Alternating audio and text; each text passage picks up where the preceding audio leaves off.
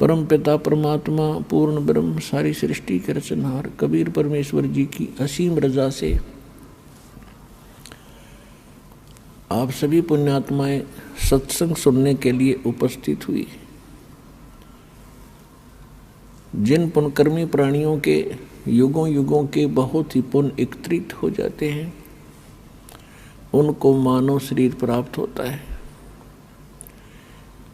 उनसे भी वो अच्छी आत्माएं हैं जो मानव शरीर प्राप्त करके परमात्मा की तड़प जिनके अंदर विद्यमान है, और उनसे भी वो अच्छी आत्माएं हैं, उनके पुण्य और भी अधिक हैं, जिनको मनुष्य शरीर के अंदर सतगुरु प्राप्त हो जाते हैं और परमात्मा की यथार्थ भक्ति विधि प्राप्त हो जाती है। तो आप सभी पुण्यात्माएं उस श्रेणी की हो जैसे गुड बेटर बेस्ट, आप वो बेस्ट कर्मों वाली आत्माएं हैं जो सतलोक आश्रम बरवाला से दीक्षित हो चुके इस दास से। आपके कर्मों का आपको ज्ञान नहीं, क्योंकि लाल की कीमत को लाल नहीं जानता, जोर ही बताता है ये कितनी कीमत का है।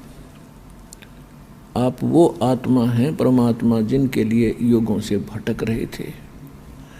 गोता मारूं स्वर्ग में जा बैठूं पाताले, गरीब दास ढूंढता फिरूं अपने हीरे मोती लाले। कबीर साहब गरीबदास जी को बता रहे हैं परमात्मा के गरीबदास मैं भटक रहा हूँ अपनी प्यारी आत्माओं को, जो भी कभी मेरे शरण में आई हैं उनके साथ मेरा एक विशेष कनेक्शन हो जाता है। मेरी जिम्मेवारी बन जाती है कि उनको यहाँ से निकालूं। उनके लिए मैं कभी पाताल में, कभी स्वर्ग में, कभी पृथ्वी लोक पर उनको प्रेरित करने के लिए मैं फिरता रहता हूँ, घूमता रहता हूँ। आज आप परमात्मा की शरण में आए हो, कबीर भगवान की ही रजा से यहाँ आए हो। उन्होंने कोई भी कारण आपको यहाँ लाने का बनाया, कोई कष्ट हुआ, किसी साथी सहयोगी बहन भाई ने आपको यहाँ का ज्ञान बताया, या कोई पवित्र पुस्तक मिली, या कोई सीडी आपको सुनने को मिली, या किसी पुण्य कर्मी प्राणी के चैनल के ऊपर आपने परमात्मा की कथा सुनी, ये सब लीला परमात्मा कबीर जी ही कर रहे हैं।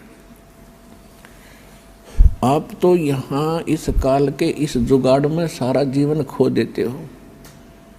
सभी प्रयत्नशील हैं, कोठी बने, घना धन हो, सुखी हो, बैंक बैलेंस हो, और हो वही रहा है जो होना होता है, क्योंकि आपकी जो किस्मत के अंदर जो प्रारब्ध में लिखा जाता है आपको आजीवन वही प्राप्त होता है। बेशक आप कितने ही पाप कर्म बिगाड़ो, चाहे चोरी करो, डाके मारो, रिश्वत ले लो, और चाहे आप कोई और हथकंडा अपनाओ धनी बनने के लिए, आपको केवल लिखा लेख किस्मत का ही प्राप्त होता रहेगा।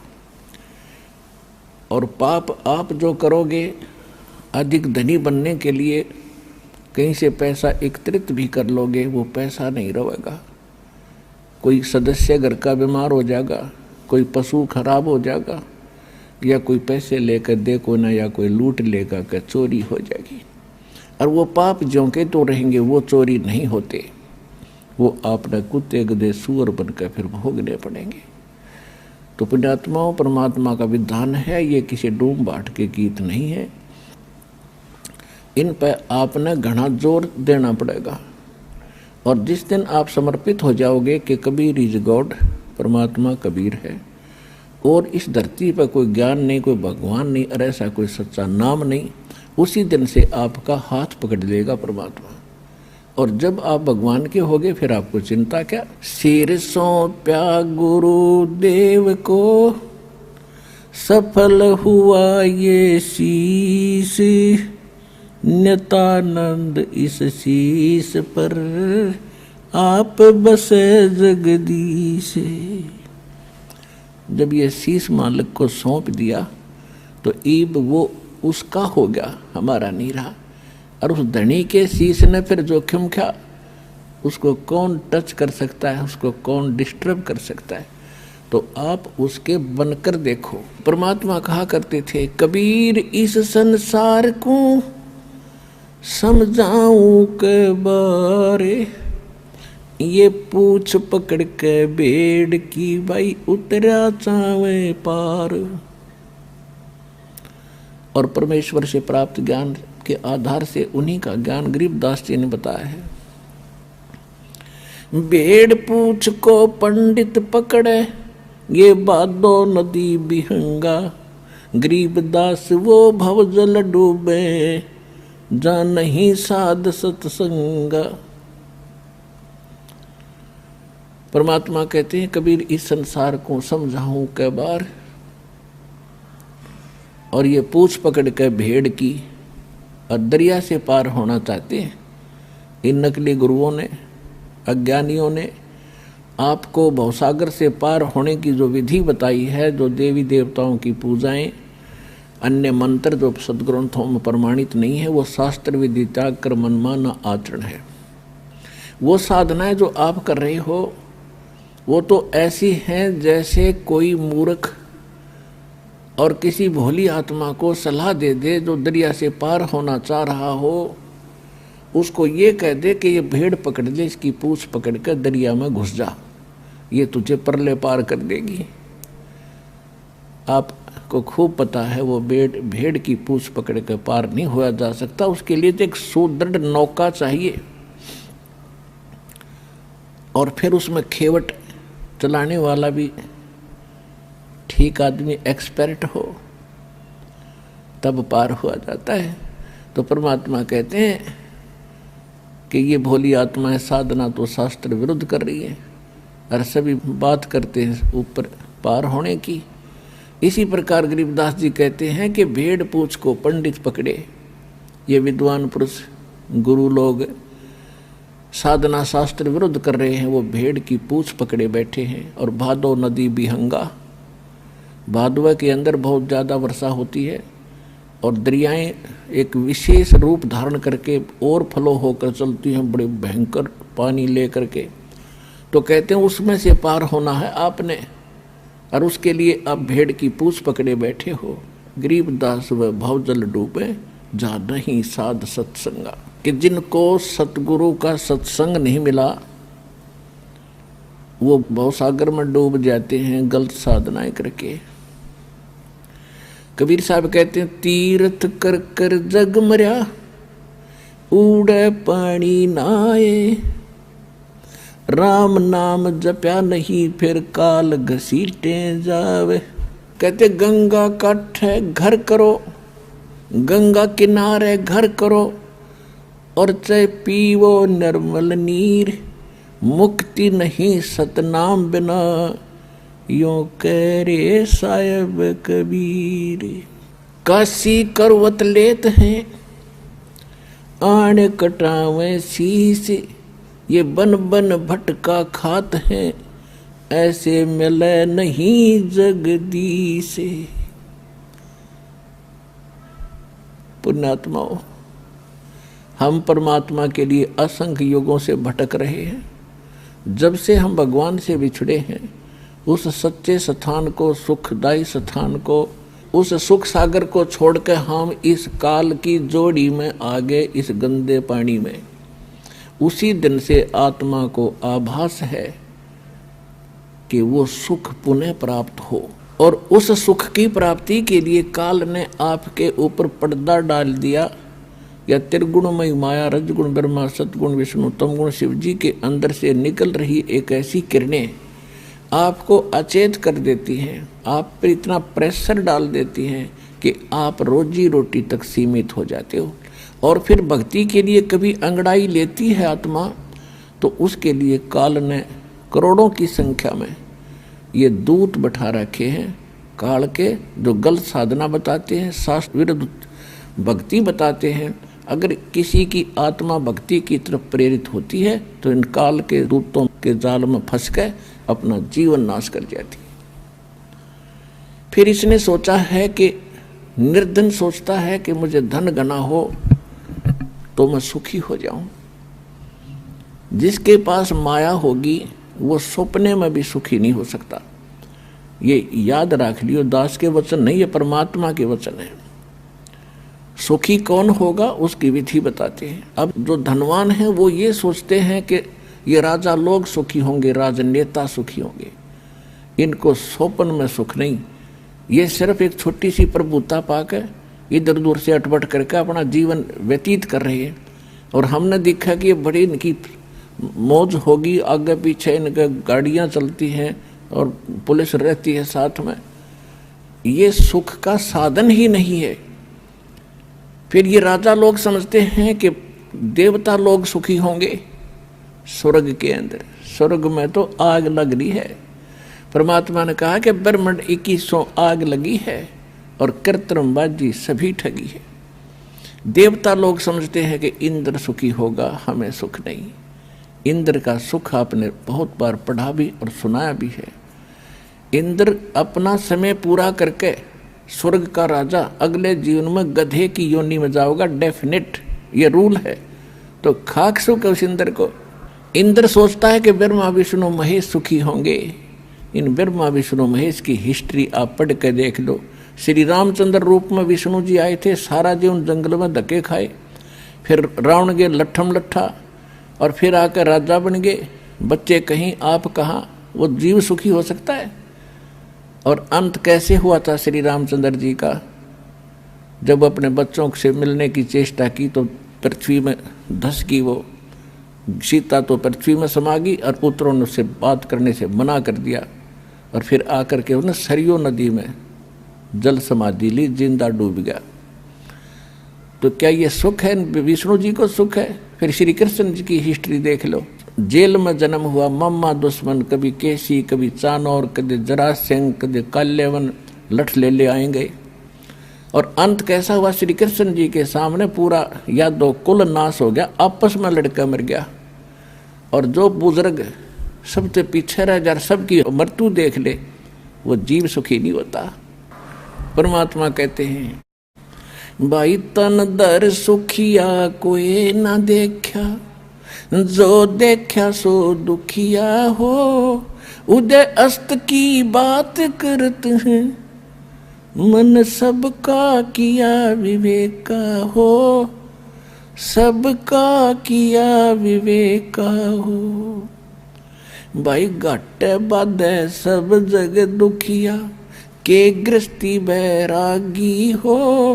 घाटे बाधे सब जग दुखिया, क्या गृहस्थी बैरागी हो। सुख देव ने दुख के डर से, गर्भ में माया त्यागी हो। गर्भ में माया त्यागी हो। तन दर सुखिया कोई ना देखा, जो देखा सो दुखिया हो। उदय अस्त की बात करते हैं, मन सबका किया विवेका हो। सबका किया विवेका हो। भाई जंगम दुखिया जोगी दुखिया, तपस्वी को दुख दूना हो। भाई जंगम दुखिया जोगी दुखिया, तपस्वी को दुख दूना हो। आशा तृष्णा सब में व्यापे, कोई महल न सुनो हो। कोई महल न सुना हो। तन दर सुखिया कोई न देखा, जो देखा सो दुखिया हो। उदय अस्त की बात करते हैं, मन सबका किया विवेका हो। सबका किया विवेका हो। भाई साच कहूँ तो ये जग ना माने, पर झूठ कही ना जाई हो। साच कहूँ तो या जग ना माने, पर झूठ कही ना जाई हो। ये ब्रह्मा विष्णु शिव जी दुखिया, जिन ये राह चलाई हो। जिन ये रहा चलाई ओ तंदर सुखिया, कोई न देखा जो देखा सो दुखिया हो। उदय अस्त की बात करते हैं, मन सबका किया विवेका हो, सबका किया विवेका हो। भाई सूरपति दुखिया, इंद्र को सूरपति कहते हैं। सूरपति दुखिया भूपति दुखिया, ये रंग दुखी बपरीती हो। सूरपति दुखिया भूपति दुखिया, रंग दुखी बपरीती हो। कहे कबीर और सब दुखिया, एक संत सुखी मन जीती हो। संत सुखी मन जीती हो, तन दर सुखिया, कोई न देखा जो देखा सो दुखिया हो। उदय अस्त की बात करते हैं, मन सबका किया विवेका हो, सबका किया विवेका हो। भाई सूरपति दुखिया भूपति दुखिया, रंग दुखी बपरीती हो। सूरपति दुखिया भूपति दुखिया, रंग दुखी बपरीती हो। कहे कबीर और सब दुखिया, एक संत सुखी मन जीती हो। संत सुखी मन जीती हो। अपने आत्माओं, परमात्मा ने 600 वर्ष पहले ये बात कही थी कि साच कहूं तो जग नहीं माने, और झूठ में कह नहीं सकता क्योंकि वो सत्य साहिब है। और ब्रह्मा विष्णु ये शिवजी दुखिया, जिन्होंने यहाँ का यो सांग जोड़ रखा है इस काल का। फिर कौन बताया सुखी? कहते सुरपति दुखिया, सारी पृथ्वी का भूपति, सारी पृथ्वी का राजा हो जा, वो भी महादुखी। और रंग तो स्वाभाविक दुखी, निर्धन तो वैसे दुखी, उस पर सारे कैर टूटे।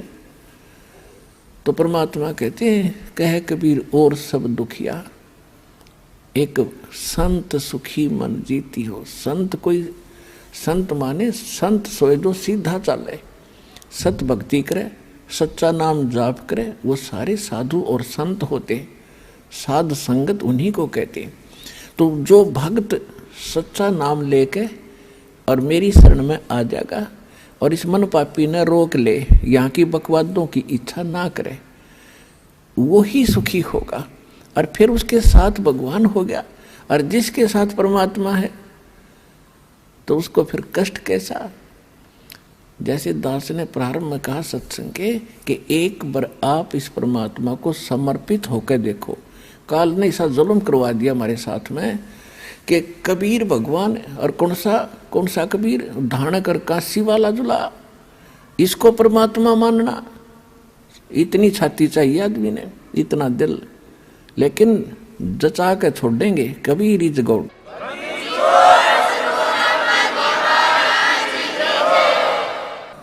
तो कबीर परमात्मा को भगवान सिद्ध करना और उसको हृदय में जचाना, इसने जुल्म कर दिया हमारे साथ।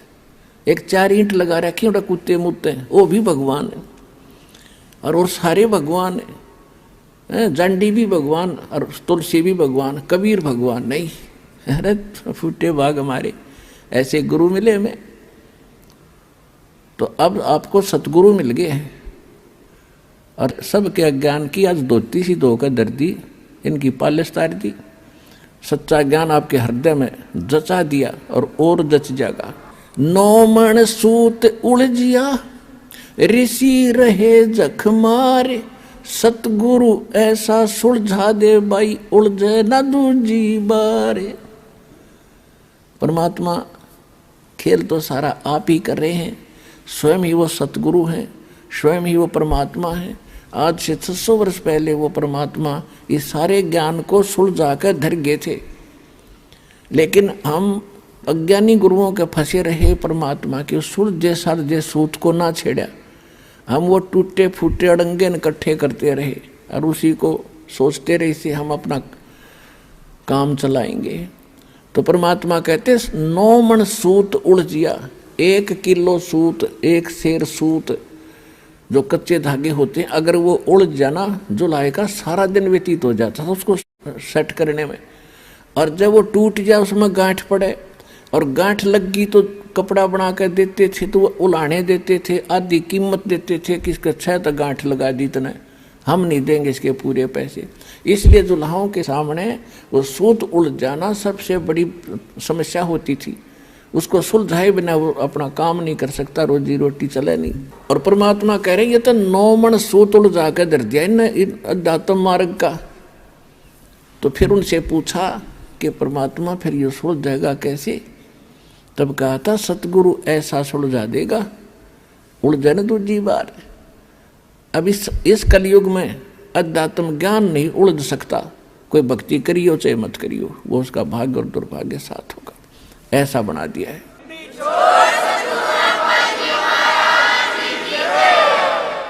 अब इस आत्मा को परमात्मा की तरफ जब से उससे विमुख हुई है, जब से इसका परमात्मा से वियोग हुआ है, उसी दिन से इसने भगवान की आवश्यकता महसूस हो रही है।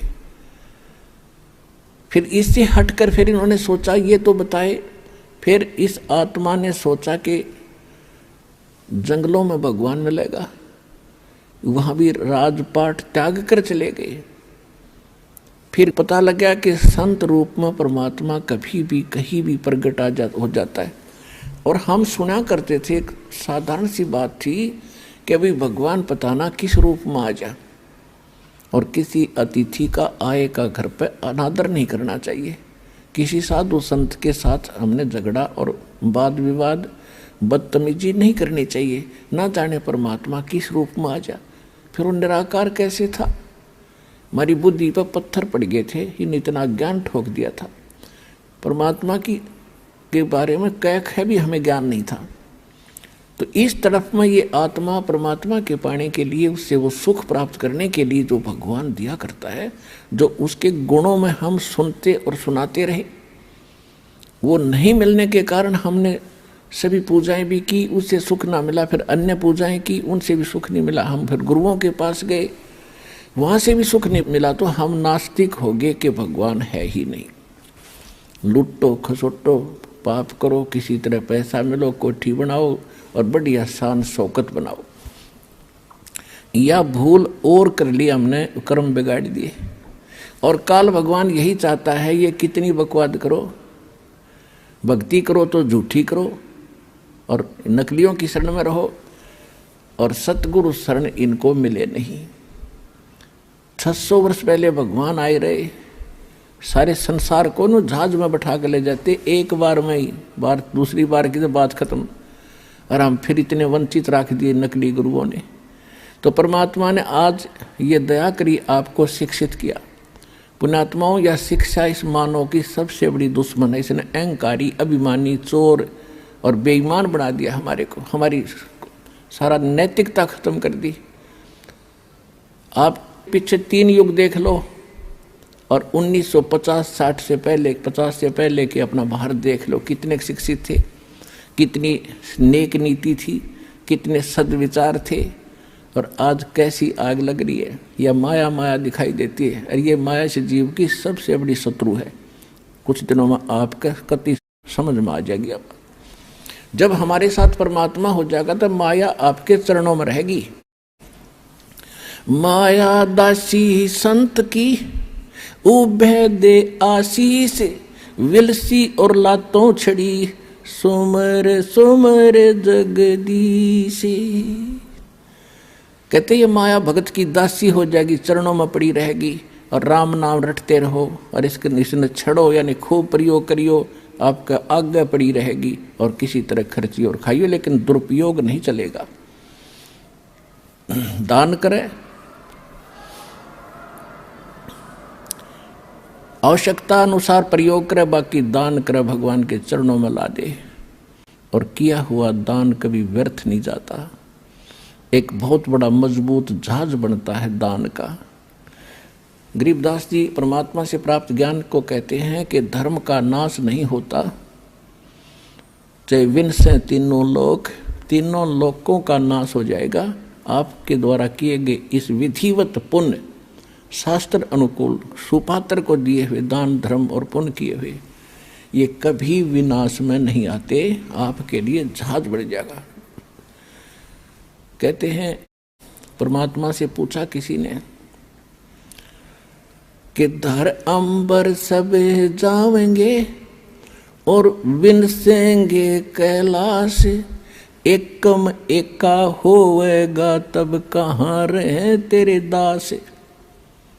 धरती अंबर जान दे और विनसन दे कैलाश, एकम एका होण दे मेरे आश्रय रहे मेरे दास। कि मेरे भक्त मेरे द्वारा बताई गई इस विधि और इस धर्म पुण्य के जहाज में बैठ के और ऐसे रहेंगे जैसे नौका जल के ऊपर रहा करती है। ये धर्म के कारण ये विनाश में नहीं आएंगे, चाहे तीनों लोकों का भी नाश बेशक हो जाए। तो इसलिए परमात्मा हमें रह रह कर याद दिलाते हैं कि जैसे द्रौपदी ने एक अंधे महात्मा को, अपनी राजा की लड़की कितना सुंदर साड़ी पहन कर जाती है, नहर पर नहाने गई थी घाट पर, परमात्मा अपने बच्चों को कैसे उभारते हैं। उनको मालूम है इनके ऊपर आने वाले जीवन में कितना कष्ट होगा। उन पुण्यात्माओं के साथ रहते हैं, कोई ना कोई ऐसा छल छिद्र करते हैं, हम समझ भी नहीं पाते, हमारे पुण्य बनवा जाते हैं। वहाँ एक अंधे महात्मा का रूप बना के दरिया में खड़े हो गए और एक तन पर एक लंगोट था, बाकी कपड़ा था नहीं। वो ही नहाते समय दरिया में बह गया। वो महात्मा कति नंगे खड़े जल के अंदर। उधर से लड़कियों की आवाज़ आई स्नान करने के लिए। द्रौपदी अपने पिता के घर पर कंवारी थी, स्नान करने के लिए सहेलियों के साथ जा रही थी। शोर हो रहा था। महात्मा ने सोचा, अंधा था, उसने सोचा कि मैं गलत स्थान पर आ गया, यहाँ कोई जनाना घाट है, लेडीज घाट है और बहुत बुरी बनी भाई।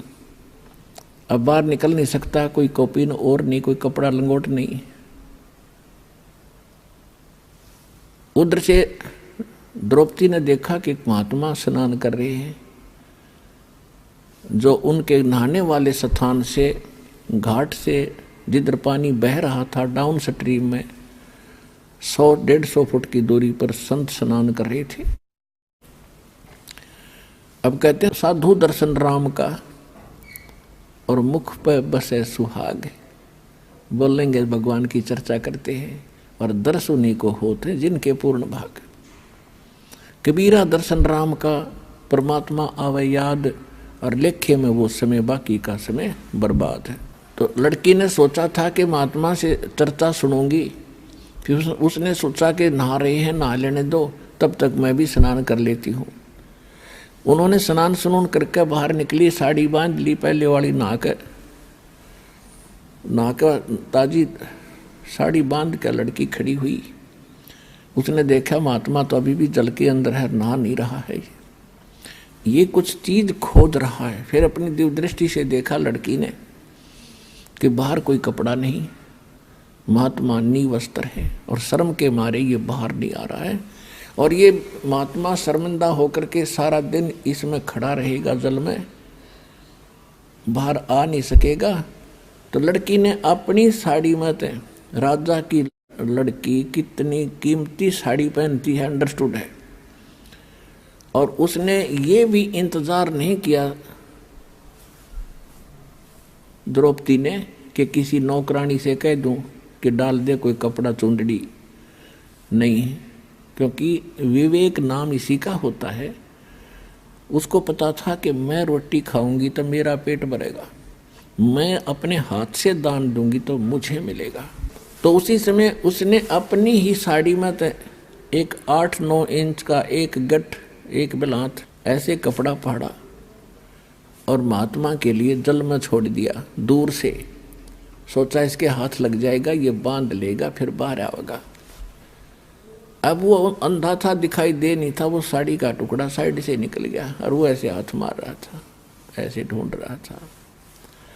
लड़की ने दूसरा कपड़ा फाड़ के फिर डाल दिया, इतना ही साड़ी में से। फिर और टुकड़ा फाड़ा, एक लीर, एक छोटा सा टुकड़ा फाड़ के डाल दिया। ऐसे 7-8, ये देखो 2 कितनी होगी, 1.5 फुट, ऐसे 7-8 कॉपीन पाड़ पाड़ कर डाल दी, लेकिन संत का हाथ लगे नहीं, क्योंकि उसको दिखा नहीं था। अब लड़की ने सोच, दूर इसलिए खड़ी थी कि संत जी को पता लग गया कि लड़की है, कहीं यूँ आगे न ना सरक जा, आगे दरिया बहुत गहरी है, महात्मा डूब जाएगा, मुझे पाप लगेगा। वह बोलने नो नहीं थी।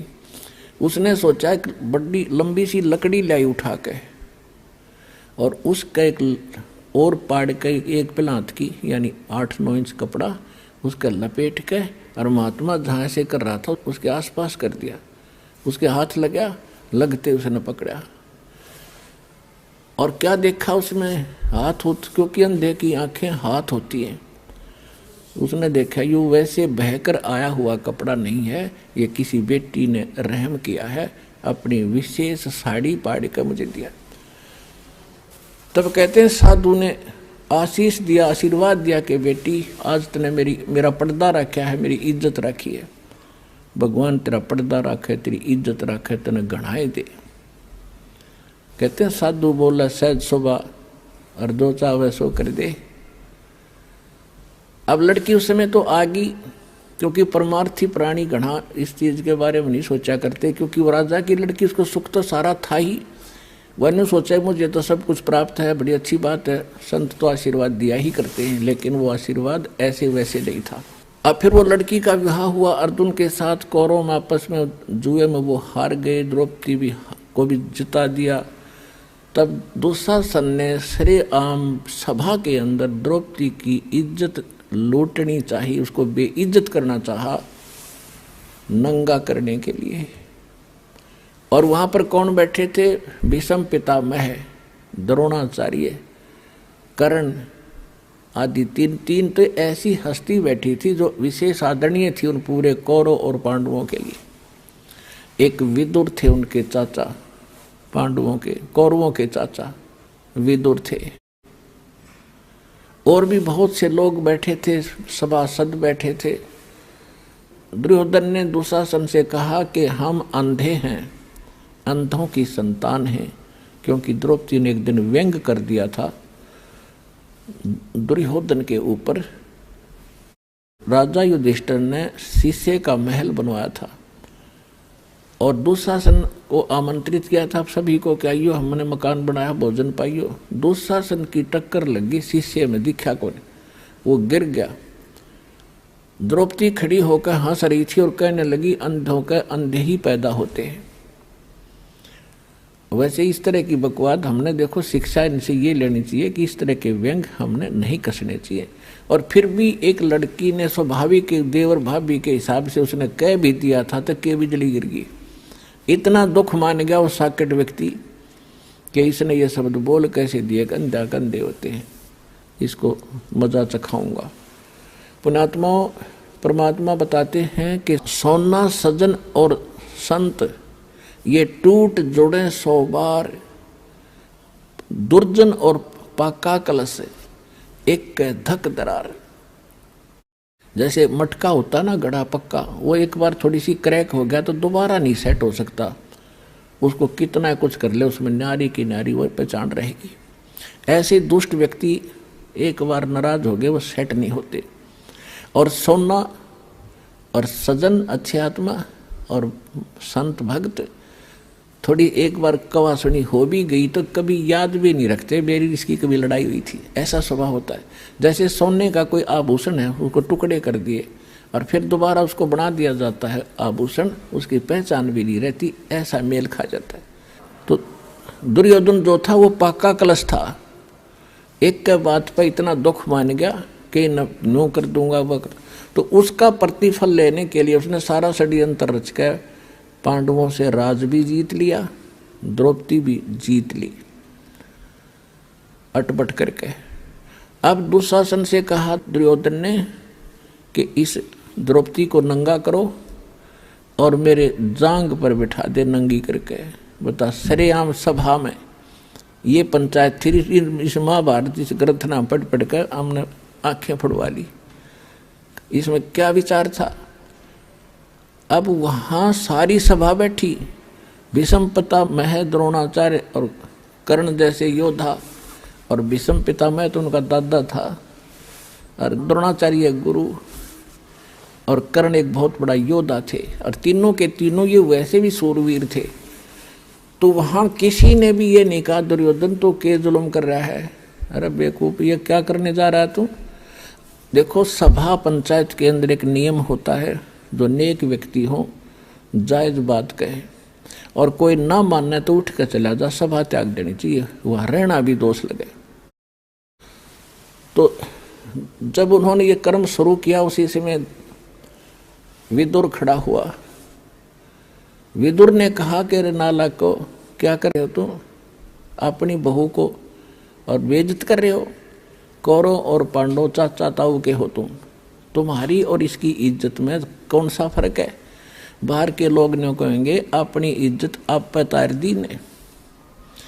कहते हैं विदुर कहे ये बंधु थारा, एक के कुल एक के पर वो परिवार। विदुर के मुख पर लगा थपेड़ा, तू तो है पांडवों का चेहरा। अब दुशासन ने अपने चाचा विदुर का थप्पड़ मारा कि तू तो इनका चमचा है, पांडवों की ओर बोलता हमेशा। और वो कह था न्याय की बात कि भाई इसे तो पांडवों की बहू, ऐसी कौरवों की। बता, इसमें किसकी इज्जत खराब? अपनी इज्जत आप ही खराब कर रहे हो। तुम कहते हैं विदुर कहे ये बंधु थारा, ये थारा भाई है, तुम्हारे भाई हैं, और एक का कुल एक परिवार है। विदुर के मुख पर लगा थपेड़ा, तू तो है पांडवों का चेहरा, तू तो है बांदी का जाया। दुशासन ने कहा कि तू तो बांदी से पैदा हुआ है, तेरी मनोवर्ती गुलाम वाली ही है, तू हमेशा ऐसी घटिया बात करता है। तू तो है बांदी का जाया। और भीष्म, कर्ण और द्रोण मुस्काया। जब दुशासन ने अपने चाचा का थप्पड़ मारा और उसको यूँ कहा कि तू तो है बांदी का जन्मा हुआ गुलाम, तो उस बात पर वह तीनों, भीष्म पितामह दादा और द्रोणाचार्य गुरु और कर्ण वो सूरवीर, तीनों ने हंसन लगे, मुस्कराए, एक बहुत अच्छी बात कही। अरे बेशर्मो, खड़ा होकर ये कहना चाहिए था, अरे बेवकूफ तूने कैसे अपने चाचा बात उठा दिया, निकम्मी आत्माओं। अगर उन तीनों में से एक भी खड़ा होकर ये कह देता खबरदार से लड़की का हाथ लगाया, कौरवों की हिम्मत नहीं थी। लेकिन वो बुद्धि भ्रष्ट थे। जब लड़की को नंगा किया जा रहा सरेआम, और वहां बैठे किस लिए, फिर वो उनमें कितनी गंदी सोच होगी ये सहज हिसाब लगाया जा सकता है। तो यहाँ परमात्मा ने सूक्ष्म वेद के अंदर इन पुराने ग्रंथों का भी जूस निकाला है, निष्कर्ष निकाल कर आपको दिया जा रहा है कि जिन ग्रंथों को तुम पढ़ा करते क्या खाक थे वह। एक जमीन के ऊपर राजपाट पर लड़का मर गए, क्या शिक्षा है इससे?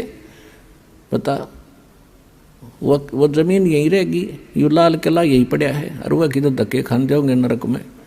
तो क्या चीज़ है ये? तो ज्ञान के अभाव से, सतगुरु के अभाव से हम ऐसे ही बिना सिर पैर के ग्रंथों को पढ़ के अपना कल्याण मानते थे। अब क्या होता है कि द्रौपदी ने पहले तो देखा था कि सभा के अंदर मेरे पांचों पांडव बैठे, पति और सूरवीर, वो मुझे नंगा होते कैसे देख सकेंगे। लेकिन वो हार चुके थे जुए में, वो बंध गए थे जुबान में, उन्होंने नीची गर्दन कर ली। फिर भीष्म पिता द्रोणाचार्य और कर्ण की तरफ देखा कि ये कैसे सहन कर लेंगे मुझे यहाँ नंगा करते हुओं को। लेकिन वो हंस रहे हैं। जब विदुर को थप्पड़ मारा, ऐसे वचन कहे, तब वो समझ गई कि ये सभा ठीक नहीं है। और पुण्यात्माओं, जब तक हम संसार से कुछ आशा रखते हैं कि ये मुझे ये लाभ दे देगा, वो मुझे ये सुख देगा, तब तक परमात्मा साथ नहीं देगा। आप तो सीधम सीधा भगवान से जुड़ोगे, चाहे आपका उंगली का चोट लाग जा, नो यही अर्ज है भगवान आप पे करोगे। भले ही तो मीडिया उसका दवाई बने, डॉक्टर बने, लेकिन करेगा भगवान।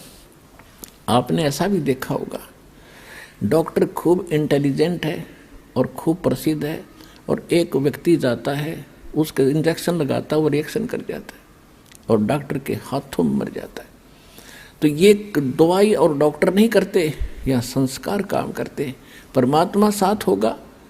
जैसे आप देखते हैं कई भक्त, मेरे तो लाखों से ऐसे पाला पड़ा है, कहते हैं जी मैं सब दवाइयाँ खा ली, कोई नहीं लगती, खाते हैं तो रिएक्शन करते हैं, खुजली हो जाती है, नाम शुरू करते हैं, आशीर्वाद प्राप्त करते हैं, वही गोलियाँ फिर काम करना शुरू कर जाती हैं।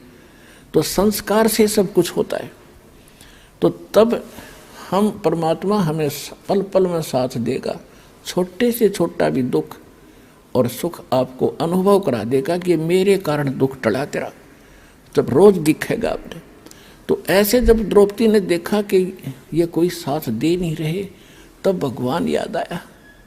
और हम भी ऐसा ही करते हैं, जब हमारे यहाँ के सब रास्ते बंद हो जाते ना, औषधि भी काम नहीं करती, जब हम भगवान याद करें अपने आत्माओं। अब परमात्मा को याद तो सभी करते हैं आपत्ति में, लेकिन किसको राहत मिलती है? या तो उसके पिछले जन्म के पुण्य हो, उनसे भी लाभ दे देता है परमात्मा। और जब पुण्य ही खत्म हो जाएंगे तो बेशक अर्जी लाए जाइए और बेशक प्रार्थना करते रहना, कति सुनाई नहीं होगी। अब जैसे द्रौपदी ने वो एक पुण्य किया था और एक महापुरुष का वचन था, वो महापुरुष भी स्वयं परमात्मा ही थे। कहते हैं सोचल छिद्र मैं करूँ अपने जन के काज। तो द्रौपदी कभी किसी जन्म में भगवान की शरण में रही हुई है वो आत्मा, और उनके पीछे परमात्मा कहते हैं जो बच्चा गौ की नज़र में, न्यो साईं को संत, और भक्तों के पीछे फिरे वो भगत वत्सल भगवंत। अब द्रौपदी ने जब याद किया, हे भगवान आज इज्जत इस दासी की आपके हाथ में है। आत्मा का साथी है भगवान कबीर साहब, और मन का साथी है काल। जब हम मन से कुछ पुकार करते हैं तब तक सुनाई नहीं होती, जब इसकी आत्मा रोती है वो भगवान का अंश है।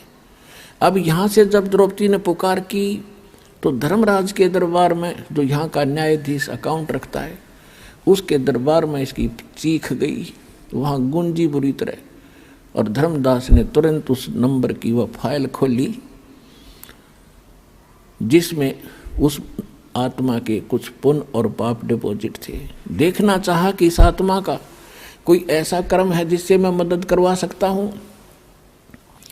उसने देखा कि एक संत महात्मा का आशीर्वाद से इसने एक छोटा सा 9 इंच का कपड़ा दान किया हुआ है, और उसके आशीर्वाद से तो मैं खूब दे सकता हूँ इसको। तो उसी समय वहाँ से रिफ्लेक्शन किया, और श्री कृष्ण जी को वो गुरु रूप में पूजा करती थी, मानती थी। और श्री कृष्ण खेला अपनी पत्नी रुक्मणी के साथ शतरंज, घर में महल में बैठा। तो वहाँ से रिफ्लेक्ट होकर धर्मराज के दरबार से वो पुण्य श्री कृष्ण के अंदर वो शक्ति वो आया। जब वो पास से डाल रहा था श्री कृष्ण, जैसे खेलते हैं ना शतरंज, ऐसे डालते हैं 11 कच्चे 12 पक्के 12 ऐसे, तो उसने पास से डाले थे और एकदम हाथ ऐसे अकड़ गया श्री कृष्ण का, और नो करने लगा अनंत अनंत अनंत। कृष्ण में भूत सा बढ़ गया। अब रुक्मणी कहने लगी हाथ पकड़ के कि बोल ढंग से बोल, अनंत अनंत क्या कर रहा है, बोल 12 हैं कच्चे 18 हैं क्या है, और ये अनंत क्यों कहा तो मुझे बता।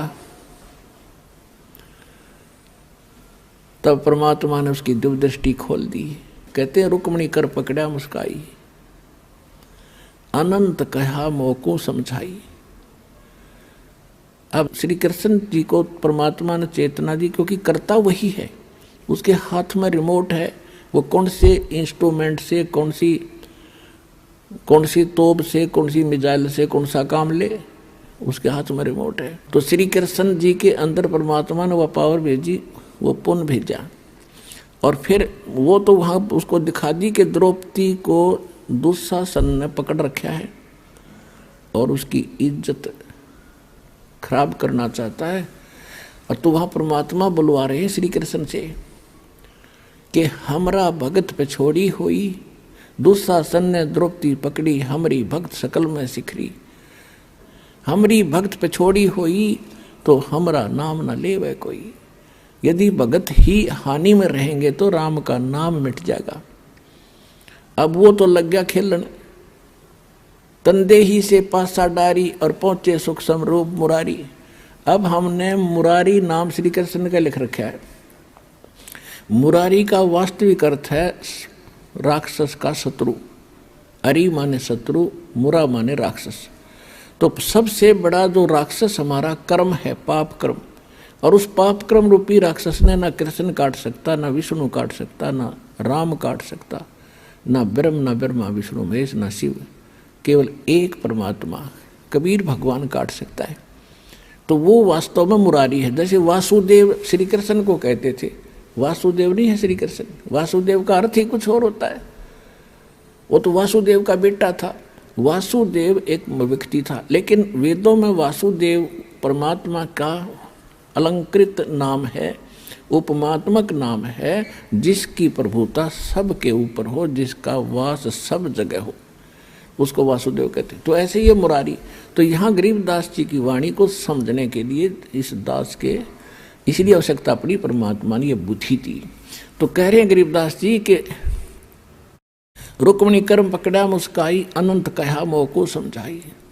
क्या कहते हैं श्री कृष्ण जी से अंदर से आवाज आ रही है कि दुशासन ने द्रौपदी पकड़ी और हमारी भक्ति सकल में सिखरी।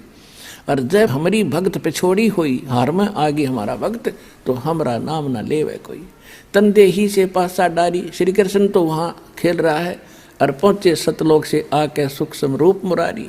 और खेचत खेचत खेच कसीसा सर पर बैठे हैं जगदीशा। अब ये लीला क्यों करी कि न्यू बिना पता ना लागो भगवान ने मदद करी है द्रौपदी की। तो जिस कारण से सब लीला परमात्मा करके इस युग तक, इस समय तक परमात्मा में आपकी आस्था बना के लाए हैं। और उस कृष्ण और द्रौपदी की इस कथा ने हम आज तक सुनते और सुनाते रहे। लेकिन आपके आज तक कदे हुई ऐसी लीला जो द्रौपदी के साथ हुई थी, इस दास के साथ हुई और इस सब के साथ हो रही है, जब सच्चे भगवान से हम जुड़ गए।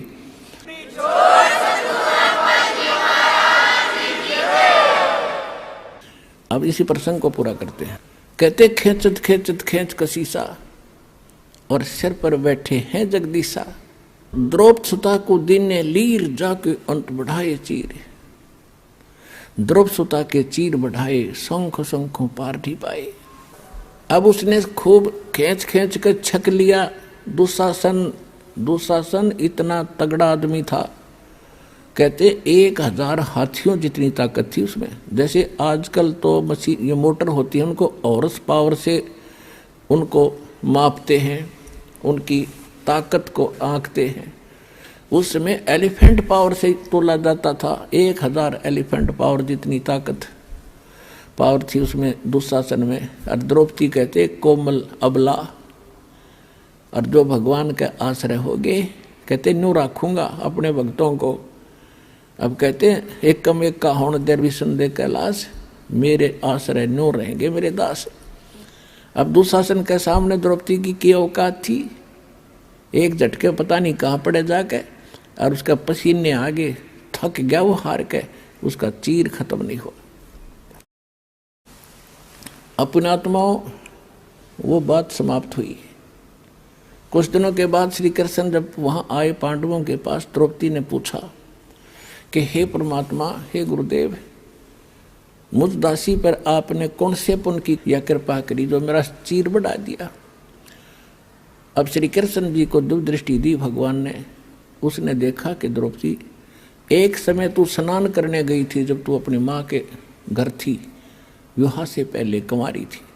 उस समय तूने एक अंधे महात्मा को एक साड़ी का टुकड़ा पाड़ कर दिया था, एक बिलांत का, और जिसके कारण परमात्मा ने तेरा यो चीर बढ़ाया बहन।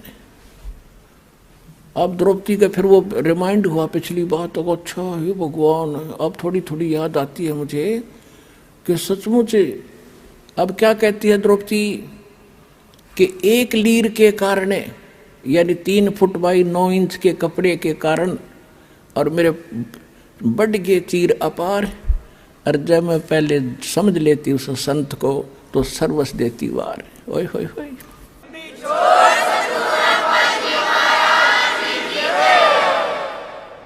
जैसे गीता जी में कहा है कि कुपात्र को दिया दान कभी सफल नहीं होता, और सुपात्र को दिया हुआ दान असंख्य गुना होकर मिलता है।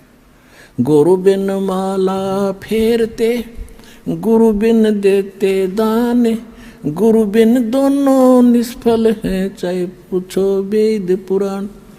अपने आत्मा ये अध्यात्म मार्ग है, अध्यात्म ज्ञान है।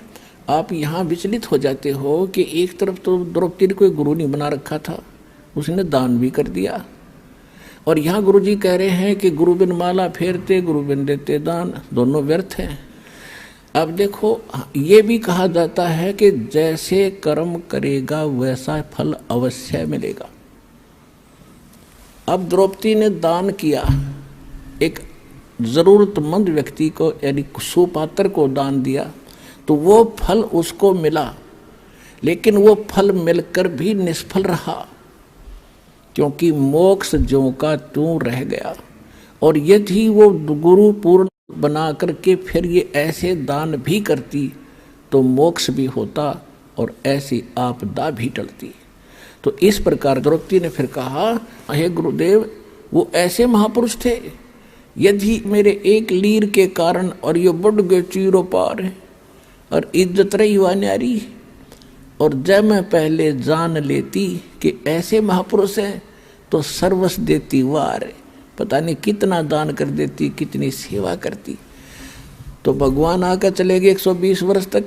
जब हम इतने जानन जोगे होते तो चरणाम पड़ जाता पूरा विश्व, जिसमें परमात्मा दुल्हा रूप में यहाँ प्रकट थे। तो इस ज्ञान कराने के लिए ही सतगुरु की आवश्यकता पड़ती है कि वो जौहरी बता सकता है कि ये है लाल, इसको परख कर देख रखा मैंने। तो ये दास वो सतगुरु रूपी जौहरी बना, और कूड़े की टोकरी में पड़े इस लाल कबीर को परखा, और आज आपने बरत के देख लिया 100 का 100 खरा। तो कहते समझा है तो सिर दर पाँव भौर नहीं रे ऐसा दो। तो कहते दान इतना अनिवार्य है भक्ति में। जैसे मंत्र आपको दे दिया, ये तो बीज बो दिया, और बीज बोने के बाद खेत में जब सिंचाई नहीं करी, खाद नहीं डाला, तो किसान के खट्टेगा नहीं। इस प्रकार नाम लेकर के आप दान की हिम्मत करके देखो, क्योंकि यहाँ तो खुली किताब है, पर आप दोगे भगवान के नाम, और भगवान फिर अपने बच्चों के लिए कहीं खर्च करे उसको, तो फिर उसका कई गुना फल मिलता है। और ये दान आपको इतना लाभ देगा आप सोच भी नहीं सकते। पहले आप दान करते थे, पता नहीं कहीं दान भी कर देते थे, वो आपको मिलता अवश्य, मनमाने कुत्ता बन जाते। अच्छा दान किया हुआ व्यक्ति जो गुरु नहीं पूरा मिला, और कुत्ता बन कर वो एक सेठ के यहाँ होता है, गाड़ी में चलता है, और अलग से कमरे में रहता है, एसी लगा हुआ है उसके लिए, और खाने के लिए समय पर, और जांच होती है डॉक्टरों से, वेटरनरी सर्जन से। उसका ड्राइवर आदमी होता है और कुत्ता मालिक की सीट पर बैठकर चल रहा होता है। तो उस पुण्यकर्मी प्राणी ने किसी जन्म जन्मांतर में खूब दान किए, भंडारे दिए, कंबल बांटे, सारा कुछ किया, लेकिन गुरु ना मिला पूरा। गुरु ना मिलने से उसको किया हुआ तो मिला, लेकिन कुत्ते की जोनी में मिला। यदि वो शास्त्र अनुकूल साधना और गुरु के अनुसार पूरे संत के माध्यम से ये सभी कुछ करता तो मनुष्य जीवन मिलता, और न्यायकार कोठी सुविधा मिलती, और मनुष्य जीवन में फिर कभी ना कभी भगवान और सतगुरु मिल ही जाते। अब कुत्ते की योनि में उसने सारी सुविधा ले ली, फिर बन गया सुअर या गधा, बताओ उसने फिर क्या सुविधा मिलेगी। तो इसलिए बताया है कि गुरु बिन माला फेरते, गुरु बिन देते दान, गुरु बिन दोनों निष्फल हैं, ये पूछो वेद पुराण। फिर ये भी सत्य कर दिया कि जो किया हुआ ऐसा तो मिलेगा ही मिलेगा, लेकिन उस मिलने का कोई औचित्य नहीं।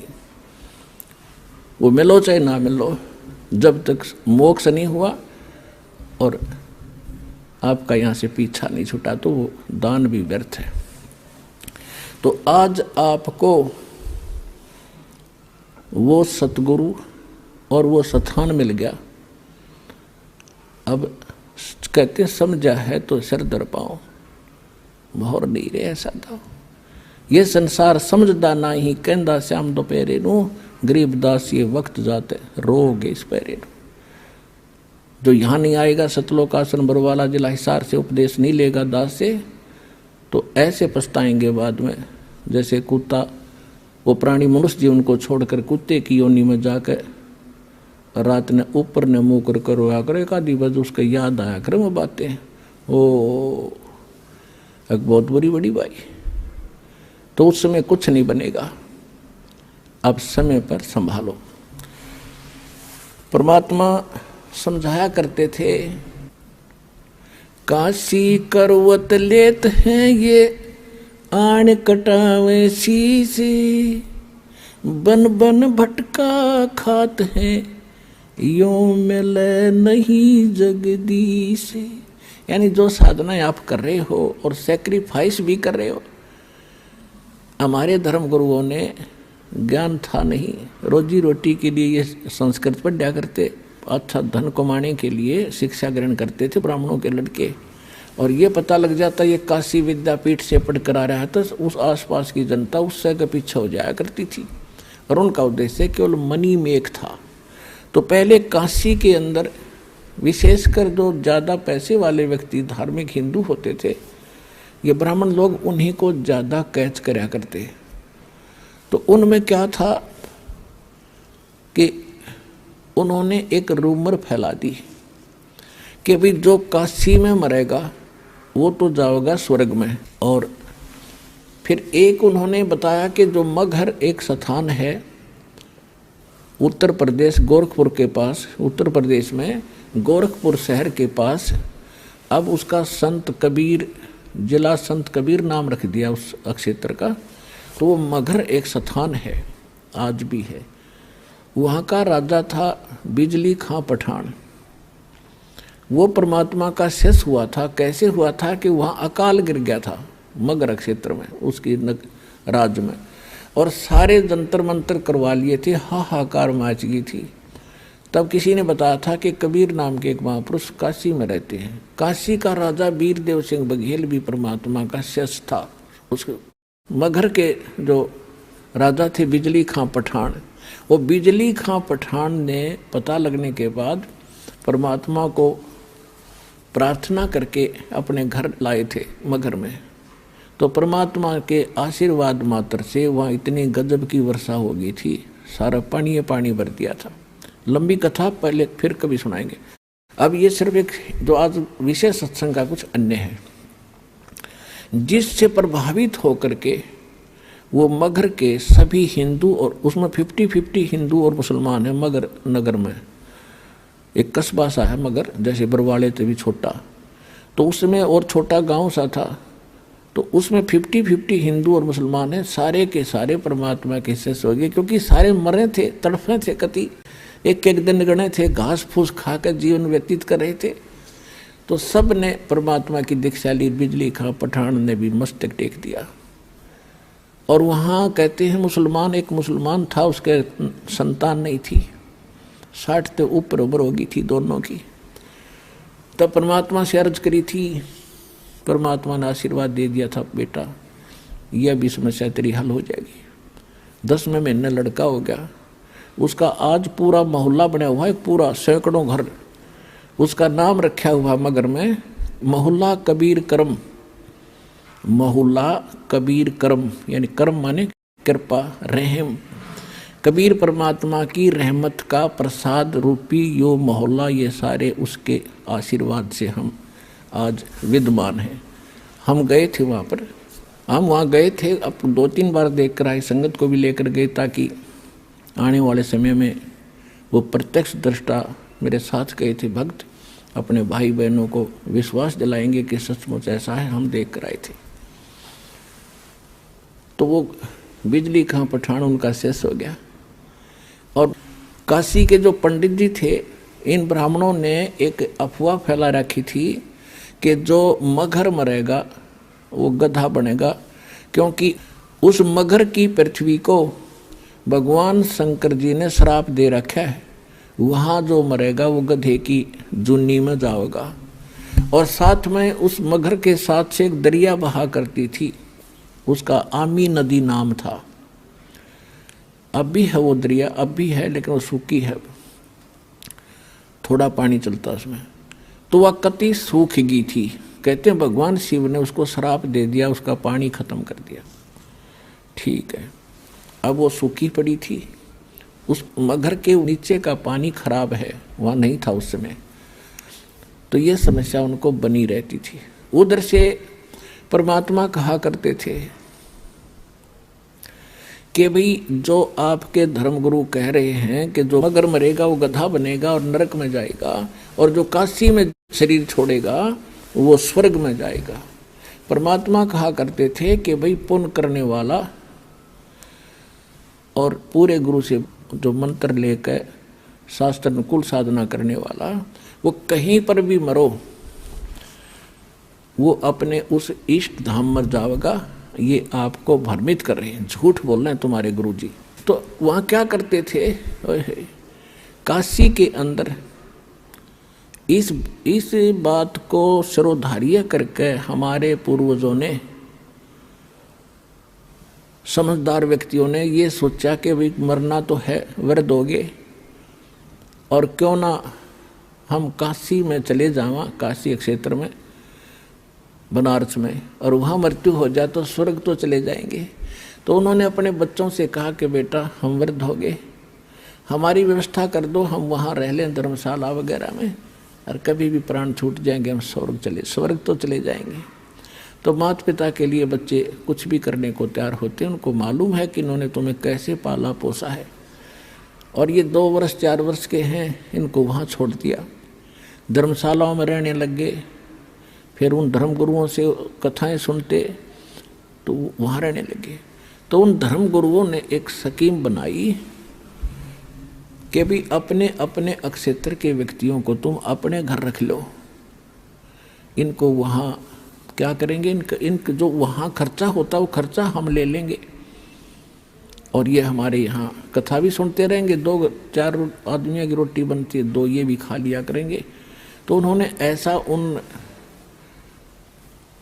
बुजुर्गों के बच्चों से कहा कि भाई तुम इन अपने माता पिता को हमारे घर छोड़ दो, अपने अपने धर्मगुरुओं के पास छोड़ दिया, और जो दान दक्षिणा आप देना हमें देते रहना।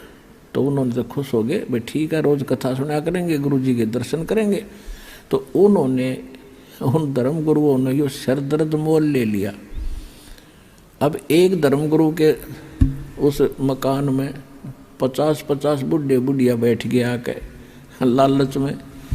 अब घर में बूढ़ा बुढ़िया को एक का संभालना मुश्किल हो जाता है, मतलब ये बस की बात नहीं है। उस स्थिति में एक ही बुजुर्ग को संभालना कठिन होता है, और उन्होंने 10-10 20-20 इकट्ठे कर लिए। अब उन्होंने फिर स्कीम बढ़ाई, किया तो बहुत बूढ़ी बनी भाई, ये कितना थूके हैं, कितना मुत्ते हैं, कितना टट्टी कर दे हैं, बता क्यों कर संगवावा इनने।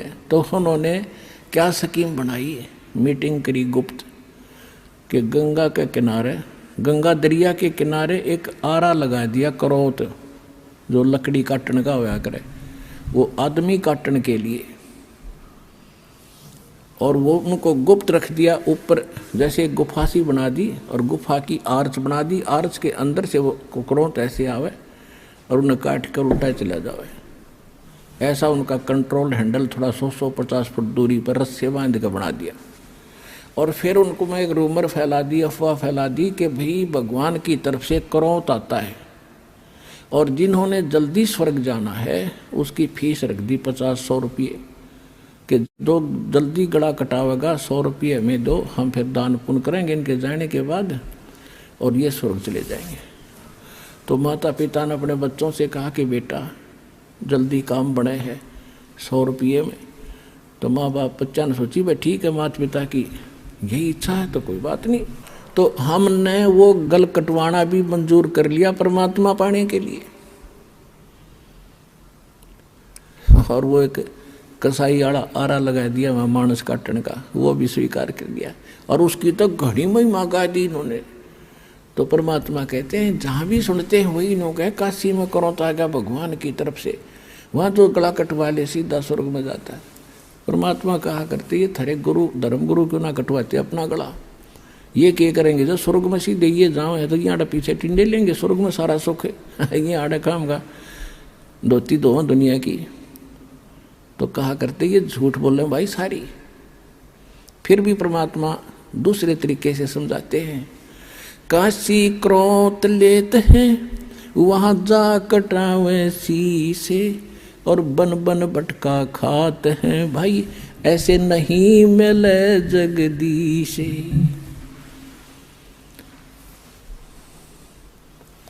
परमात्मा कहा करते ये पंडित ब्राह्मण गुरु यानी सभी ब्राह्मण नहीं, जो ब्राह्मण कर्म करते हैं, जो गुरु पद पर विराजमान है, उनके लिए कहा करते थे कि भाई ये आपके जो मंडलेश्वर हैं गुरुजी हैं ये सारे झूठे हैं, इनको ज्ञान नहीं है।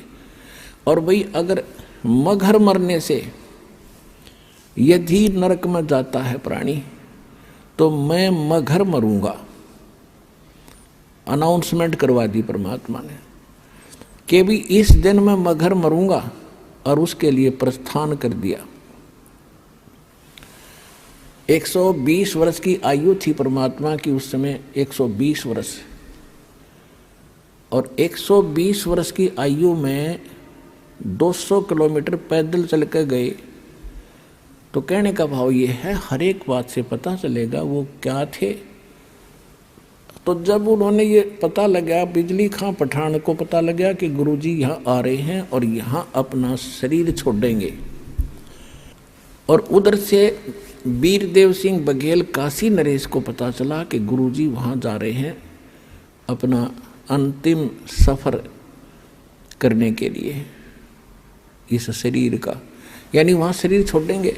तो वीरदेव सिंह बघेल ने काशी के नरेश, वो हिंदू था, और बिजली खां पठान जो है वो मुसलमान था। तो यहाँ के हिंदू जो शिष्य थे कबीर साहब के, इंक्लूडिंग वीरदेव सिंह बघेल, इन्होंने स्कीम बना ली कि वहाँ मुसलमानों का अक्षेत्र है और वो गुरुजी की बिरान माटी करेंगे, ज़मीन में दबेंगे और मुसलमान रीति से वो इनका अंतिम संस्कार करेंगे। ये हम नहीं देख सकेंगे, हम अपनी रीति से उसका संस्कार करेंगे और सबको यहाँ लाएंगे बनारस में। यदि सीधे हाथों बिजली खां नहीं मानेगा तो युद्ध करके लाएंगे। इस उद्देश्य से सेना साथ ले ली और वो से दर्शकों की तो कहना है ना कितने चाल पड़े। बिजली खां पठान को पता चला, सबकी व्यवस्था की, परमात्मा पहुंच गए। तो बिजली खां पठान ने कहा कि भगवान यहाँ पर एक सबसे बड़ी समस्या हमारे लिए ये है कि यहाँ कोई जल नहीं है और आदमी गणे आगे, चारों तरफ से दर्शक भी आगे हैं, इनके नहाने और धोने की व्यवस्था नहीं हो पाएगी। बाहर से कुछ जल मंगा रखा है, केवल पीने की व्यवस्था हम कर पाए हैं। परमात्मा ने कहा कि मैं पहले बहते जल में स्नान करूँगा और फिर मैं शरीर छोड़ूंगा। तो बिजली खां पठान ने बताया कि महाराज यहाँ साथ में भगवान एक आमी नदी बह रही है, बहा करती थी, अब सूखी पड़ी है। भगवान शंकर ने इसको श्राप दे रखा है, इसमें जल एकदम खत्म हो गया, हम भी बड़े दुखी हैं। तो परमात्मा ने कहा कि चलो मैं चलता हूँ, दिखाओ मुझे कहाँ है। जिस स्थान पर परमात्मा ने शरीर छोड़ने का निर्णय किया था उससे 400-200 फुट 300-400 फुट की दूरी पर वो दरिया खाली पड़ी थी। तो परमात्मा वहाँ चले, साथ में सब दर्शक, और कबीर साहब वहाँ देखकर किनारे पर खड़े हो गए। खड़ा होकर के ऐसे इशारा कर दिया जैसे ट्रैफिक का सिपाही ऐसे हाथ कर देता और सारी ट्रैफिक भाग लेती है। परमात्मा ने ऐसे इशारा किया था और काफ़ी दूरी पर उस दरिया में एक ऐसा धमाका हुआ जैसे कोई पत्थर फटा हो, कोई बम फटा हो, और एकदम पानी का फव्वारा निकला और पूरी दरिया भर के और बहने लगी।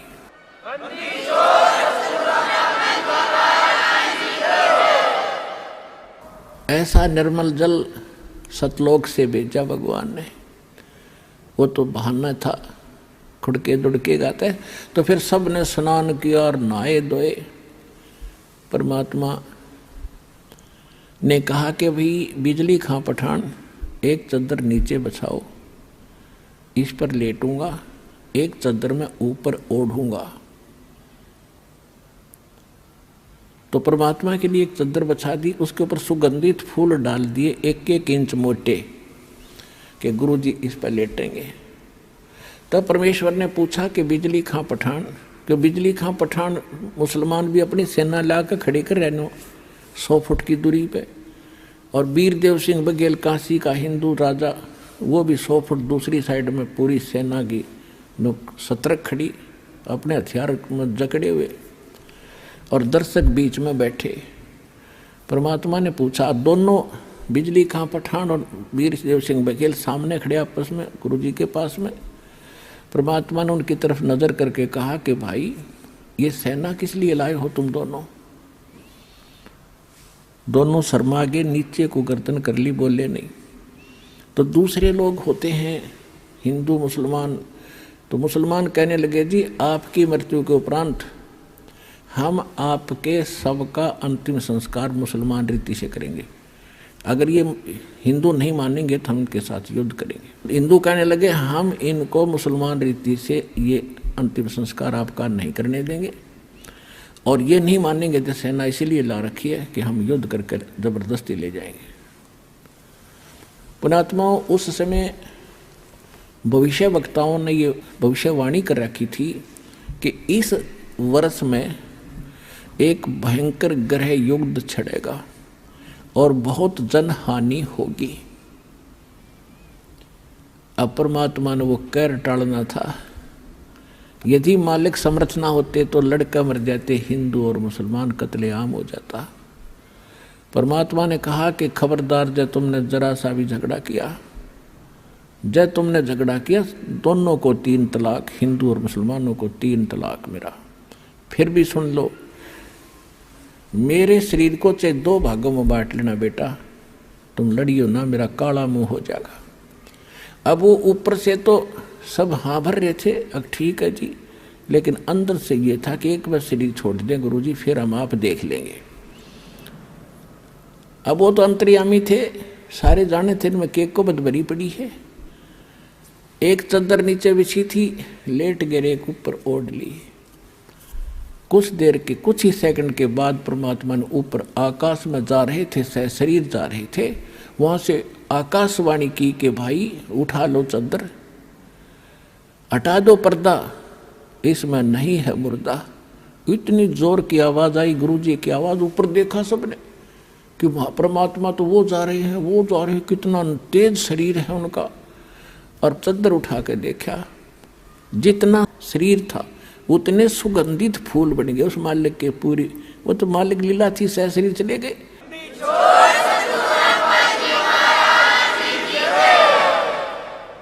अपने आत्माओं, कहा तो वह कत्लेआम होना था, और कहाँ वो हिंदू और मुसलमान एक दूसरे से न्यू लिपट कर रो रहे हैं, जैसे किसी की माँ मर जा और पिता मर जा, इकट्ठे दोनों ऐसे रो रहे थे बिलख बिलख के, और पछता रहे थे अपने उस अज्ञान सोच को, रो रहे थे कि हम पहचान नहीं सके तो खुद अल्लाह आए थे। रो रहे थे बुरी तरह कि हमने बहुत बुरा किया, हमने कभी सुख, अंतिम समय में भी सुख ना दिया अपने मालिक को, अंत में भी उनको इतना तंग कर दिया। तो उन्होंने, बिजली खां पठान ने कहा कि भाई एक चद्दर आप ले लो, एक हम ले लेते, आधे फूल आप ले लो, आधे हम ले लेते हैं। बड़ी दया करी दाता ने, क्योंकि हम तो समझ के कुछ ही नादान मुसलमान और हिंदू हैं, ये बकवाद कर सकते। तो आधे आधे बांट के वहीं पर 100 फुट का फैसला है। इधर हिंदुओं ने बना रखी है अपनी यादगार भगवान की, इधर मुसलमानों ने, वो आज भी विद्यमान है, और हम उसका चित्र भी लाए हैं, आपको दिखाते हैं। ये तो है मुसलमानों वाली यादगार।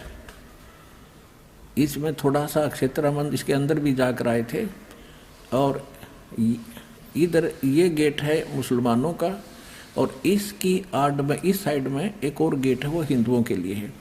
और ये जो यादगार है ये हिंदुओं ने बना रखी है। और इनके बीच में ये गेट है सामूहिक आने जाने का आपस में, ये वाला। वहाँ कोई भेदभाव नहीं है, हिंदू और मुसलमानों का आपस में आज तक वहाँ का कभी कोई झगड़ा नहीं हुआ। ये यादगार आज भी विद्यमान है, उस परम पिता के सशरीर जाने की ये यादगार है, प्रत्यक्ष प्रमाण है।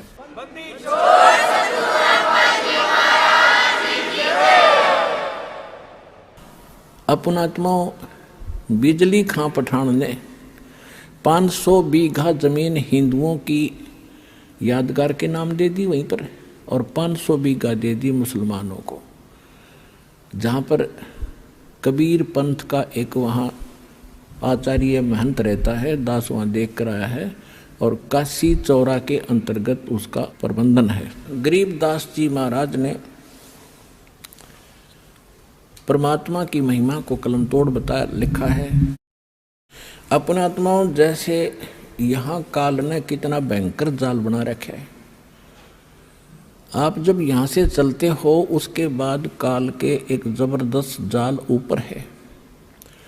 परमात्मा जब यहाँ से चले सशरीर जा रहे थे तो रास्ते के अंदर ये दुर्गा, ये माया एक सुंदर स्त्री का रूप बना के और सामने खड़ी होगी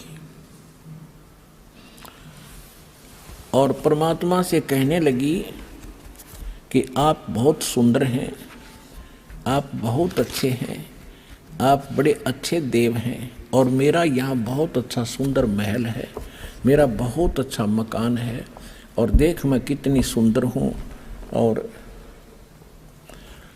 आप मेरे साथ यहाँ रहो। और मेरे को जो है यहाँ के सब देवता मुझे पसंद करते हैं, मैं आपको चाहती हूँ। परमात्मा बोले, ठगनी तू चली जाए यहाँ से, मैं तेरे को जानता हूँ। अब जब वहाँ से परमात्मा काशी से चले मगहर के लिए, उस समय की वाणी है, कीन्या मगर पिया ना सतगुरु, कीन्या मगर पिया ना सतगुरु, कीन्या मगर पिया ना हो। दोनों दीन चले संग जाके हिंदू मुसलमान हो, दोनों दीन चले संग जाके हिंदू मुसलमान हो। पयाना माने प्रस्थान, काशी से मगहर के लिए प्रस्थान किया, उस समय की वाणी बता रहे हैं। कीन्या मगर पिया ना सतगुरु, कीन्या मगर पिया ना सतगुरु, कीन्या मगर पिया ना हो। दोनों दीन, दोनों धर्म हिंदू और मुसलमान, दोनों दीन चले संग जाके हिंदू मुसलमान ना हो। भाई मुक्ति खेत को छोड़ चले हैं, मुक्ति अक्षेत्र, जैसे काशी के ब्राह्मण कहा करते कि इस अक्षेत्र में जो मरेगा मुक्त होगा। परमात्मा कहते थे, मैं तुम्हारे इस मुक्ति क्षेत्र ने छोड़ कर वहाँ मरूंगा जहाँ तुम कहते हो गधा बनेगा, और तुम हिसाब ला लियो मैं कहाँ जाऊँगा, देख लेना, क्यों मूर्ख बना रहे हो जनता को। भाई मुक्ति खेत को छोड़ चले हैं, वो तज काशी अस्थाना हो। मुक्ति खेत को छोड़ चले हैं, तज काशी अस्थाना हो। साहा सिकंदर कदम लेत है, साहा सिकंदर कदम लेत है, बादशाही सुल्ताना हो। दोनों दीन चले संग जाके हिंदू मुसलमाना हो, दोनों दीन चले संग जाके हिंदू मुसलमाना हो। भाई 4 वेद के वक्ता संघ है, वो ब्राह्मण है, चारों वेदों के वक्ता। भाई 4 वेद के वक्ता संघ हैं, वो खोजी बड़े बयाना हो। सालग राम सुरत से सेवे, सालग राम सुरत से सेवे, वो बच्चे पोथी पाना हो। दोनों दीन चले संग जाके हिंदू मुसलमान हो। भाई सट दर्शन जाके संग चले हैं, वो गावत बानी नाना हो। सठ दर्शन जाके संग चले हैं। ये 6 भेख गिरी पूरी कहते सारे चले, देखांगे कैसे मरेगा कैसे गधा ना बनेगा। भाई 60 दर्शन जाके संग चले हैं, वो गावत बाणी नाना हो। अपना अपना इष्ट बनावे, अपना अपना इष्ट बनावे, वो बाँचे पोथी बाना हो। दोनों दिन चले संग जाके हिंदू मुसलमाना हो। कीन्या मगर पियाना सतगुरु, कीन्या मगर पियाना सतगुरु, कीन्या मगन पियाना हो। दोनों दिन चले संग जाके हिंदू मुसलमाना हो। दोनों दिन चले संग जाके हिंदू मुसलमाना हो। भाई मुक्ति खेत को छोड़ चले हैं, वो तज काशी अस्थाना हो। मुक्ति खेत को छोड़ चले हैं, वो तज काशी अस्थाना हो। शाह सिकंदर कदम लेत है, शाह सिकंदर कदम लेत है, बादशाही सुल्ताना हो। दोनों दिन चले संग जाके हिंदू मुसलमाना हो। भाई 4 वेद के वक्ता संग हैं, वो खोजी बड़े बयाना हो। सालग राम सुरत से सेवे, सालग राम सुरत से सेवे, ज्ञान समुद्र दाना हो। दोनों दिन चले संग जाके हिंदू मुसलमाना हो। भाई 60 दर्शन जाके संग चले हैं, वो गावत बाणी नाना हो। अपना अपना इष्ट संभाले, अपना अपना इष्ट मनावे, वो बाँचे पोथी पाना हो। दोनों दिन चले संग जाके हिंदू मुसलमाना हो। भाई चादर फूल बिछाए सतगुरु, चादर फूल बिछाए सतगुरु, वो देखे सकल जिहाना हो। 4 दाग से रहत जुलाहा, 4 दाग से रहत जुलाहा, अवगत अलख अमाना वो।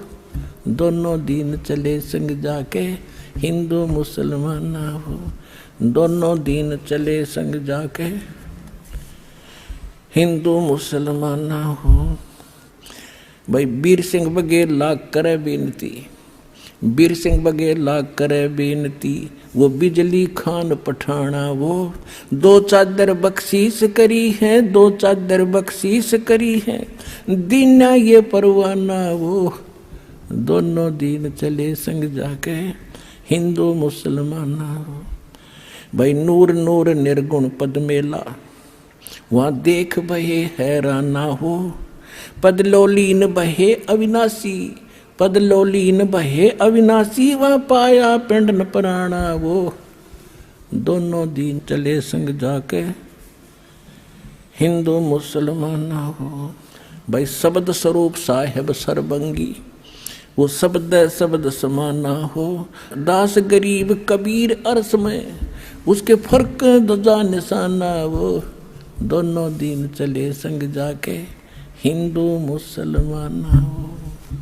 जब परमात्मा ऊपर जा रहे थे तो दुर्गा एक सुंदर युवा औरत का रूप बना के और वहाँ खड़ी होगी सामने जाके। देखा मगर जहूरा सतगुरु, देखा मगर जहूरा हो। भाई काशी में कीर्ति कर चाले, वो झलमल देही नूरा हो। काशी में कीर्ति कर चाले, झलमल देही नूरा हो। माया आद अर्श से उतरी, अर्श माने आसमान से, आदि माया ये दुर्गा। माया आद अर्श से उतरी, वो बनी अप्सरा हूरा हो। हम तो बरे कबीर पुरुष को, हम तो बरे कबीर पुरुष को, तू है दुल्ला पूरा हो। काशी में कीर्ति कर चाले, वो झलमल देही नूरा हो। माया कहे कबीर पुरुष से, मेरा देखो बदन जहूरा हो। अर्श विमान स्वर्ग में मंदिर, मंदिर माने महल, अर्श विमान स्वर्ग में मंदिर, ये भोगे हमको सूरा हो। काशी में कीर्ति कर चाले, वो झिलमिल देही नूरा हो। कहे कबीर सुनोरी माया, कहे कबीर सुनोरी माया, तुम कुटिल नजर क्यों घूरा हो। जिन भोगी सोए कल रोगी, जिन भोगी सोए कल रोगी, वो होगे धूरम धूरा हो। काशी में कीर्ति कर चाले, वो झलमल देही नूरा हो। माया कहे कबीर पुरुष से, माया कहे कबीर पुरुष से, मैं हूँ जग से दूरा हो। कि मैं ऐसे स्थान पर रहती हूँ, मुझे कोई नहीं देख सकता वहाँ पर। माया कहे कबीर पुरुष से, मैं हूँ जग से दूरा हो। मैं तुम्हारी पटरानी दासी, मैं तुम्हारी पटरानी दासी, मैं राखों पलक हजूरा हो। काशी में कीर्ति कर चले, वो झलमल देही नूरा हो। कहे कबीर सुनोरी माया, तुम हो लड्डू बूरा हो। कहे कबीर सुनोरी माया, तुम हो लड्डू बूरा हो। जो तुझे खावे वो मर जावे, जो तुझे खावे वो बह जावे, तास अकल के कूरा वो। काशी में कीर्ति कर चाले, वो झलमिल देही नूरा हो। श्वेत मुकुट जहाँ सफेद छत्र है, परमात्मा कहते हैं कि माया तो बूर का लड्डू है, बूर का, लकड़ी के बूर से बनाया हुआ लड्डू शीशे के बर्तन में रख दे, इतना बढ़िया दिखकर खावा जब पता चल है वो कितना का आनंद था। कहते तो उस बूर का लड्डू है, और मूर्ख खावत ने तेरे को मूर्ख टच करेगा। कहे कबीर सुनोरी माया, तुम हो लड्डू बूरा हो। जो तुझे खावे सो बह जावे, तास अकल के कूरा वो। काशी में कीर्ति कर चाले, वो जलमिल देही नूरा हो। परमात्मा क्या बताते हैं, मेरा श्वेत मुकुट और श्वेत छत्र है, जहाँ बाजे अनहद तूरा हो। दास गरीब कहे सुन माया, हमसे रहिए दूरा वो। काशी में कीर्ति कर चाले, वो झलमिल देही नूरा हो। अब परमात्मा उसके विषय में क्या बता रहे हैं कि तू कितनी नालायक है। अब यहाँ हर पहलू पर ज्ञान दिया गया है। यहाँ पर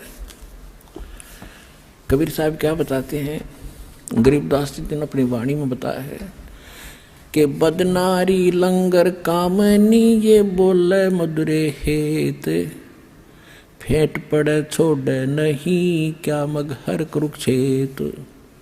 बदनारी लंगर कामनी, या बोले मुद्रे बोले, फेंट पड़े छोड़े नहीं या काटे घूंघट झोले। बदनारी लंगर कामनी, या बोले मुद्रे बोले, कोई साधु उबरे ये मुनिजन पिए गोले। बदनारी लंगर कामनी, जामे अनगण खोटे, फांसी डारे बहा कर ये करे लाख में चोटे। बदनारी लंगर कामनी, या बोले मुद्रे बहने, जाको नहीं पति जी ये घूंघट घट में सेने। बदनारी लंगर कामनी, या बोले मुद्रे बहने, जाके पास न बैठियो जाका कैसा देने। सतगुर हेला देते हैं सुनियो संत सुजाने, बदनारी पास न बैठियो बदनारी आई खान। नैनों का जरबाहा करिए खाए लिए हंस, हाथों में दिला के ये डोब दिए कुलबन से। उल्टी मांग भराए करिए मंजन कर हैं गाते, मिठी बोले मगन होए ये लावे बहुविध गाते। माया काली नागनी ये अपने जाए खाते, कुंडली में छोड़े नहीं सो बाता की बात। अब बदनारी काली नागनी ये देखत ही डस खाए, बोले से तब खंड हुए पर से सर्वस जाए। अपना आत्माओं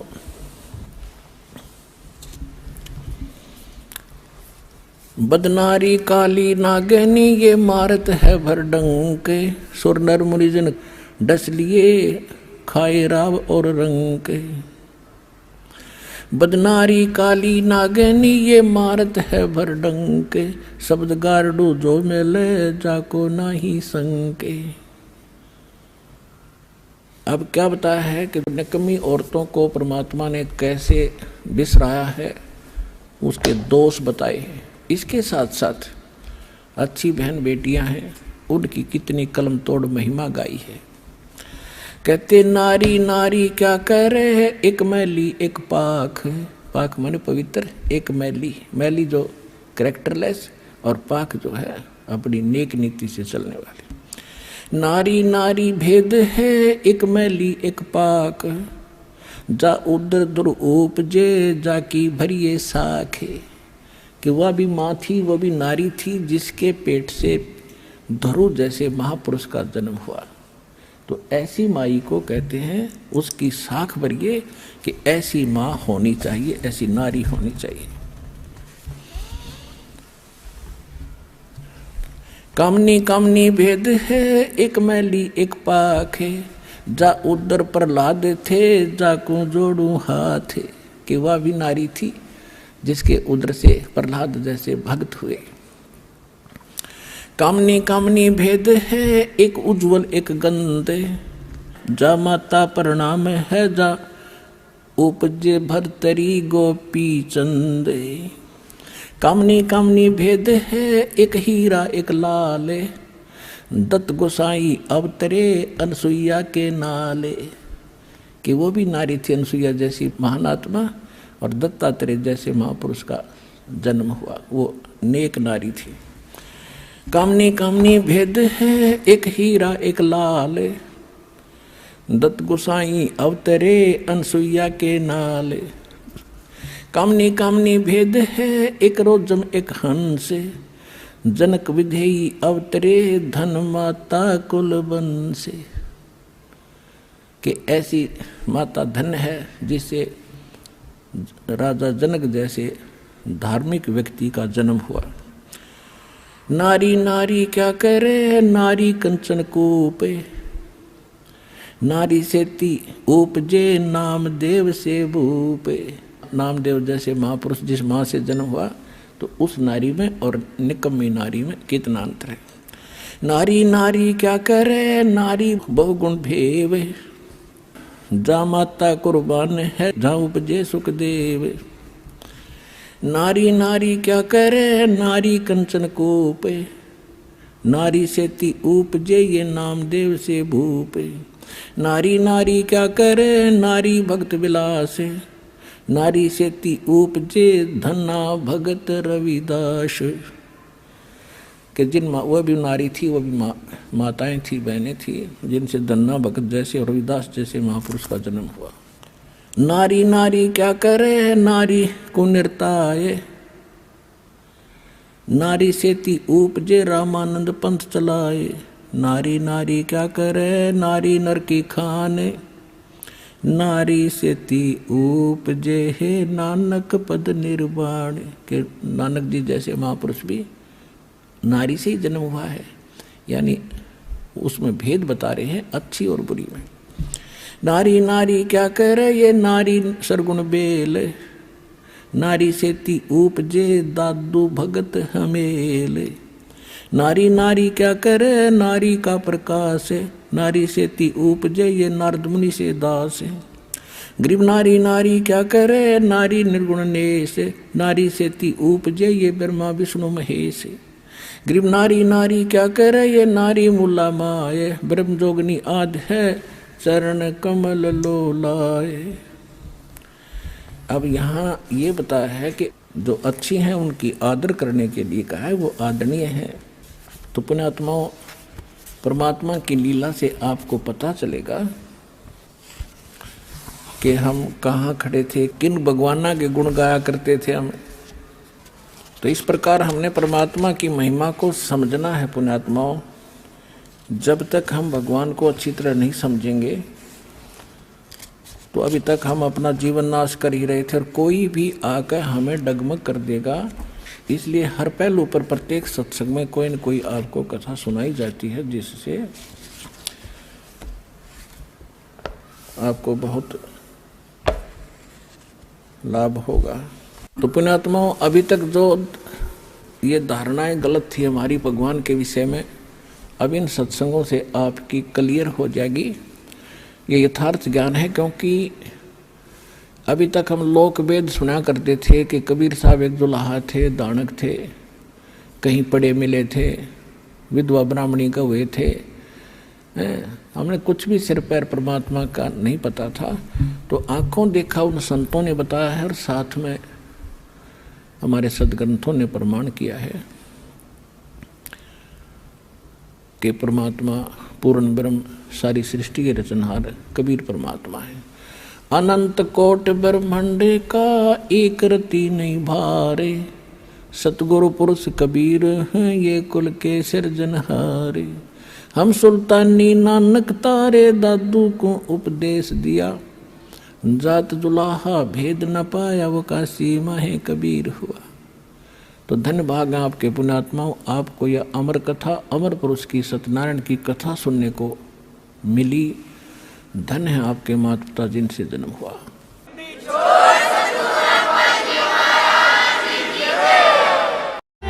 सत्संग की आधी घड़ी तब के वर्ष हजार, तो भी बराबर है नहीं कहीं कबीर विचार।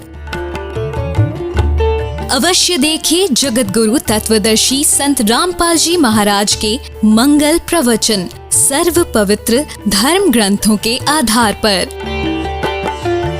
17 मार्च से रात्रि 8:30 बजे केवल साधना टीवी पर।